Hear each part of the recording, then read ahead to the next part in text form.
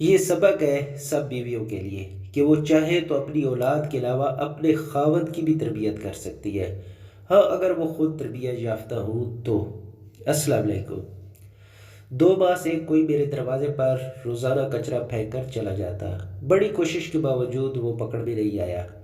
اہلیہ نے کہا یقیناً یہ محلے کا کوئی ایسا بندہ ہے جو فجر کی نماز باقاعدگی سے پڑھتا ہوگا اور مسجد جاتے ہوئے یہ کارنامہ سر انجام دیتا جاتا ہوگا۔ روزانہ 10 بجے اٹھ کر فجر قضا پڑھا کرتا تھا۔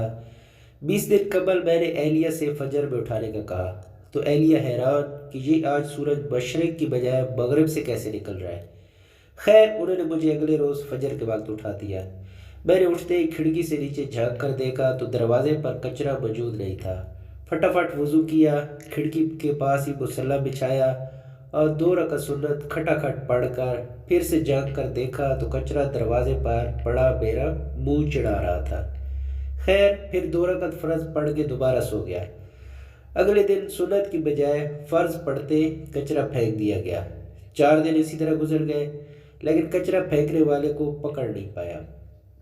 5ویں دن اہلیہ کہنے لگی ماشاءاللہ آپ اب فجر کی نماز پڑھنے لگے ہیں تو مسجد میں باجماعت نماز پڑھ لیا کیجیے۔ بات دل کو لگی اور 5ویں دن سنت گھر میں پڑھ کے جماعت سے 15 منٹ پہلے دروازے پر کرسی لگا کر بیٹھ گیا اور محلے کے نمازی حضرات کو آتے دیکھنے لگا کہ کس نمازی کے ہاتھ میں کچرے کا شاپر ہے، لیکن افسوس سارے خالی ہاتھ آتے دکھائی دیے۔ نماز پڑھ کر آیا تو دروازے پر کچرا موجود نہیں تھا۔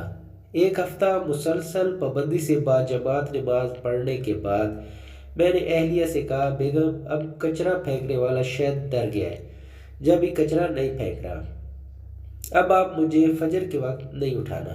اہلیہ کچھ نہیں بولی۔ اگلے دن اہلیہ نے تو مجھے نہیں اٹھایا، البتہ میری خود آنکھ کھل گئی۔ کھڑکی سے جھانک کر دیکھا تو کچرا دروازے پر موجود تھا۔ ٹائم دیکھا تو فجر کا وقت تو باقی تھا لیکن جماعت نکل چکی تھی۔ اب اگلے دن پھر وہی معمول تھا۔ 2 ہفتے مسلسل فجر کی نماز باجماعت پڑھتا رہا اور دروازہ صاف ستھرا ملتا رہا۔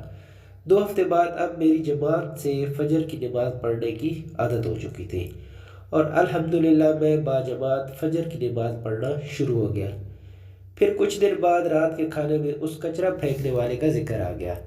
میں اسے برا بھلا کہنے لگا۔ بیٹا بولا ابو آپ اسے برا تو نہ کہیں، بلکہ وہ تو آپ کا محسن ہے جس کی وجہ سے آپ فجر کی نماز باجماعت پابندی سے پڑھنے لگے ہیں۔ بیٹی کی بات سن کر میرے دماغ کو جھٹکا سا لگا اور سب کو غور سے دیکھنے لگا۔ مجھے جو اپنی طرف دیکھتے ہوئے سارے ہنسنے لگے۔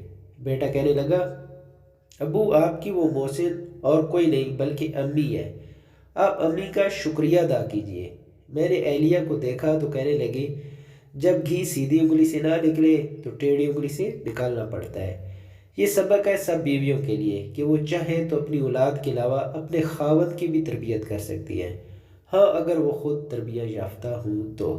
آج کی ویڈیو میں بس اتنا ہی، انشاءاللہ ملتے ہیں نیکسٹ ویڈیو میں۔